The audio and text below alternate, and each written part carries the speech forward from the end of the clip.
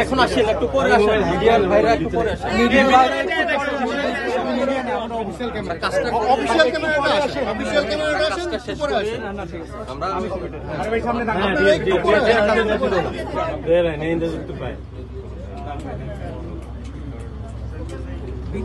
ভিতরে যায় না ভাই, ভিতরে গেলে গেন্দাম লাগবে। কেউ আসেন না ভিতরে, ভাই ভিতরে আসেন না।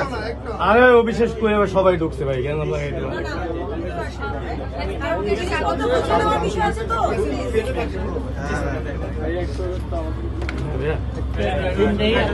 আপনি সাইডে যান ভাই, আপনারা রাখো ভিতরে ভাই, ওনার সরান, আপনি একটু সরান না ভাই। আমাদের এই শোরুমের একজন স্টাফকে একটু আসো।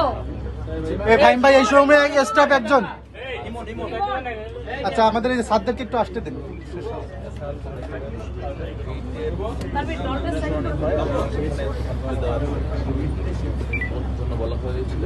একটু সাইড টেনে ভিতরে না যাবে কেন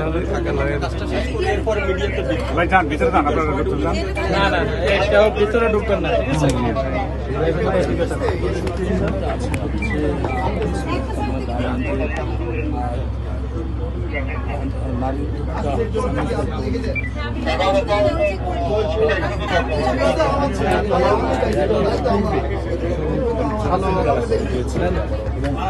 রায় নিয়ে কিন্তু টনি আবারও তার শুরু হচ্ছে আবার। শুভ সকাল, আমি বিকাশ চন্দ্র দাস, উপপরিচালক, জাতীয় ভোক্তা অধিকার সংরক্ষণ অধিদপ্তর, ঢাকা বিভাগীয় কার্যালয়ে কাজ করছি। আমাদের আজকে এখানে উপস্থিত রয়েছেন আমার দুইজন সহকর্মী, ফাহমিনা আক্তার সহকারী পরিচালক, ইন্দ্রাণী রায় সহকারী পরিচালক।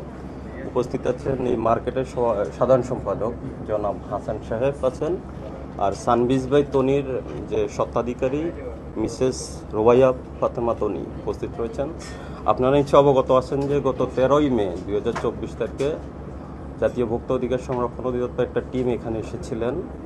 একজন অভিযোগকারী, সানবিজ বাই তনির একজন ক্রেতা অভিযোগ করেছেন উনি পাকিস্তানি পোশাক বলে বিক্রয় করেছেন, কিন্তু বাস্তবে সেটা পাকিস্তানি পোশাক নয়। এই মর্মে একটা অভিযোগ করেছেন ভোক্তা অধিকার সংরক্ষণ অধিদপ্তরে। সেই প্রেক্ষিতে একটা টিম এখানে এসেছিলেন এবং বিভিন্ন এখানে বেশ কিছু অ্যানোমালিজ পেয়েছেন সেখানে, যে পাকিস্তানি পোশাকের সপক্ষে কোনো তথ্য প্রমাণ বা দালিলিক প্রমাণাদি উনি প্রদর্শন করতে পারেননি।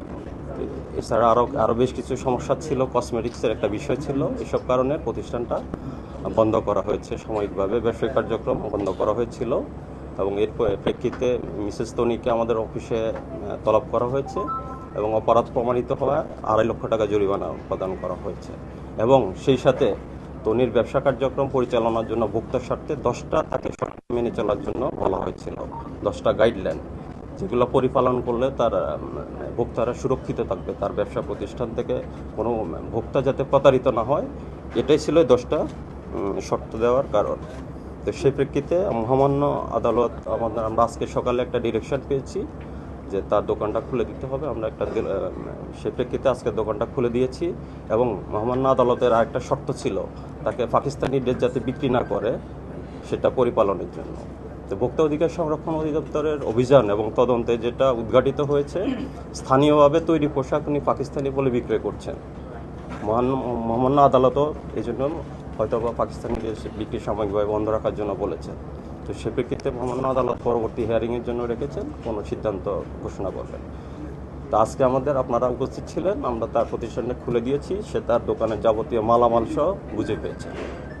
আচ্ছা, একটা বিষয় আমরা জানি যে 10 তারিখ হাইকোর্ট যে আদেশটা দিয়েছে দোকানটা খুলে দেওয়ার জন্য, আজকে 12 তারিখ, 2 দিন পরে এসে কেন? আমি অলরেডি আপনাকে